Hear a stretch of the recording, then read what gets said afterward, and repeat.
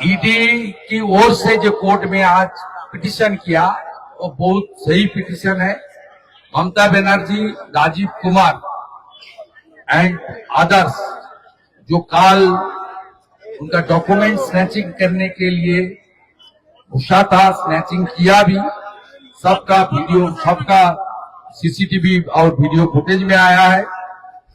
इसके ऊपर सख्त कार्रवाई होना चाहिए और एनफोर्समेंट डायरेक्टरेट एक कानूनी संस्था है, उनके काम पर जो इंटरफेरेंस किया, इसका कानून ममता बनर्जी, राजीव कुमार और जो काल इंटरफेयर किया उनके खिलाफ भी कार्रवाई होना चाहिए।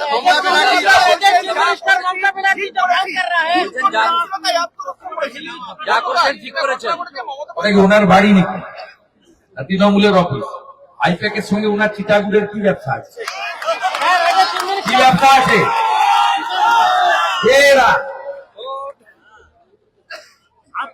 दीदी का सूत्र करे ना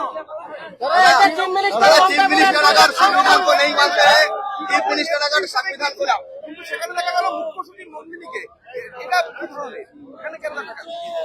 তো আগেও করেছে, মনোজ পন্ত এই একই কাজ করেছে। নন্দিনী চক্রবর্তীর তো সিএস হওয়ার মানে টেনিয়রই নয়, জুনিয়র অফিসার হওয়ার কথা তো অত্রি মোহন ভট্টাচার্য 89, ওনার তো 94। এইসব করেই তো, এইসব তোষামদি করেই তো অনৈতিক ভাবে এইসব পদ দখল করেছে। অপেক্ষা করুন, আগামী 1.5 মাসের মধ্যে নির্বাচন ঘোষণা হবে, আগামী 3 মাসের মধ্যে বিসর্জন দেব। আগামীর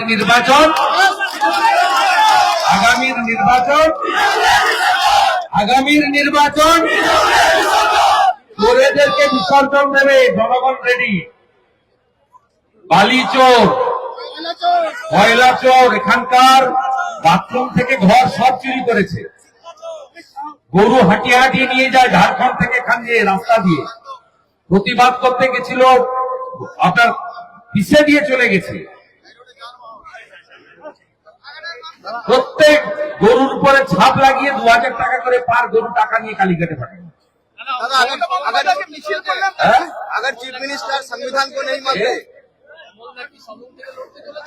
ভারতীয় জনতা পার্টির প্রার্থী এইরকম পিসি ভাইপোর পার্টি নয়। কি না? আচ্ছা, ওকে দাঁড় করবেন, এটা হয় না বিজেপি। আর এবারের ভোট হবে পদ্ম দেখে, প্রার্থী দেখে না। আমার শুধু একটাই দায়িত্ব, ভবানীপুরে মমতা ব্যানার্জিকে হারানো।